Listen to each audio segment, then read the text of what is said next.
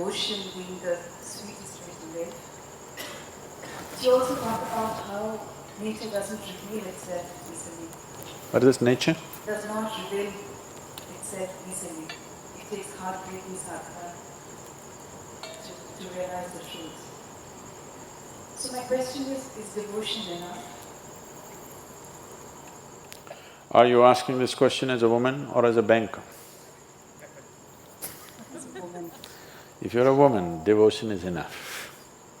If you're a banker, we need to do head-breaking, heart-breaking sadhana. I want you to understand, how difficult the spiritual process is going to be for you is determined by you, not by nature and not by your guru. The nature or the existence or the creator and your guru are seeing how to make it as easy as possible, as simple as possible, as quick as possible. Because if you take time, it's not a question of your life going waste, it's a question of my life going waste. If you don't make it, it's not a question of you failing, it's a question of me failing. You see, I don't like to lose. You can see that. I don't like to be on the losing side, you can see that. You must see how I drive on the street, I don't like to be on the losing side. If you're here as a woman, it's very simple. But you're so many other things. Foreign banks are difficult to handle because there are hidden clauses.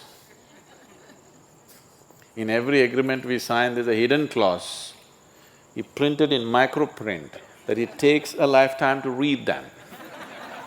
So most people sign them without reading them. So wipe out all the hidden clauses. Just be here as a woman, very simple. If you're here just as a man or just as a woman, that's it takes. It doesn't take all this talking and nonsense and rubbish. If I just do this, you should just be there. So, devotion is another dimension of intelligence, which unfortunately today's world has lost out on. Now that little boy who's playing violin, he's just 16 years of age. He's not very far between the genius… he's not very far behind the genius of his father. He's pretty right there. It's going to take very little time for the boy to catch up. That has come not because of training, that's come because of simple devotion. You see how he sits? See how he sits next to his father, with great amount of love and devotion. He look at his eyes, he looks at his father with that kind of love and devotion. In that, learning happens in a completely different way. There was a fabulous saint. In Andhra Pradesh, there is no home in Andhra Pradesh who will not have at least a little book about this saint. His name was Vemanna, his name was something else, they called him Vemanna. So his name is Vemanna. So he was with his guru, and this boy is little dim, he's a dim companion. He's such a simpleton, can't get anything straight. I have a lot of them like that. And they're doing great. They can pull off anything. It is the intelligence one, it's people who think they're intellectually smart who are getting all tangled up in Isha. Simpletons are doing great. Somebody else may think he's nothing, but just see the result he's creating, it's fantastic. So, this is a simple time. Everybody, he's every butt of everybody's jokes. One day, but the guru takes kindly to this boy because he's not smart like others. So one day guru has an important function or an event to go to, so he goes to the river for bath. And his clothes folded. He tells the boy, you hold the clothes in your hand, stand here, don't keep it down. Because the ground is wet and it'll get soiled, don't keep it down. Just hold it, that's all. So the guru went in to take his ritual dip and wash himself, and when he came out, the boy had kept it down. The clothes were soiled. And he kept it down because when the guru looked like this, he thought he needs something and he kept it down and ran to the guru. He's simple, one thing at a time. He cannot handle two things at a time. Because these are two things, clothes and guru. Two is complicated. And the guru looked at this. Now he has to go somewhere, his clothes are soiled, and he told him repeatedly, don't keep it down, don't keep it down, and he keeps it down. So he gave him a little chalk and he told him, you fool, there's nothing else you can do. Sit here and write just Rama, Rama, Rama on this rock, nothing else. You can't do anything better, just do this. Hope grace will descend on you. Just sit here and write Rama, Rama, Rama, just over and over again on the same place.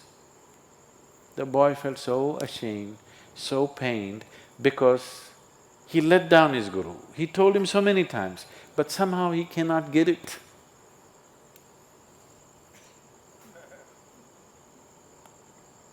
So he started writing. The guru left in a rush. After the whole day, some event, he came back in the evening and first thing is he asked for this boy, where is he? Because he was feeling bad for the harshness with which he spoke to him. He was nowhere to be seen. Oh, then I told him to write Rama and we need not give the next instruction, maybe he's still there. And he went. The boy was still writing Rama. The chalk had worn out long time ago. His forefinger and thumb had worn out right up till here, and he was still writing Rama, Rama, Rama, Rama. The guru just took him and embraced him. And this boy, I don't know how many, somebody who's knowledgeable about this should say, he wrote hundreds of fabulous poems, which is even today, after a few hundred years, even today there is no Telugu-speaking home where there will be no book on Vemana's poems. Almost every home will have it. Anybody who can read and write in their home, there will be, and just about everybody is conversant with these poems. Brilliant poetry, he just poured out of his devotion. So that's what devotion can do, because devotion is another dimension of intelligence. Devotion is the intelligence, you understand there's a bigger intelligence and you have learned to keep your little intellect aside, that is devotion. Devotion does not mean every day doing puja, doing this, doing that. Devotion simply means your involvement with life is so absolute that even you don't matter anymore. Your involvement with what you have taken up is so absolute that who you are does not matter, then you're a devotee. Devotion means you're devoid of yourself, that's devotion. And there is no greater intelligence than that, and there is no greater sweetness than that. The sweetness that a devotee knows, no lover will know, no pleasure seeker will know, even if you go to heaven, you will not know. Heaven is a bad place, believe me. You better make it here. They have told you what kind of people went to heaven. With those people, can it be a great place? People who are thinking of fluffing around on clouds, that's their greatest pleasure. People who are thinking of 12 virgins, great food, drink. You want to end up with those people for the rest of your eternity? Do you want to shack up with these people who just go to some faraway place just because they want to drink in rivers? Please don't end up there. This is a great place, and there should be no next place for you.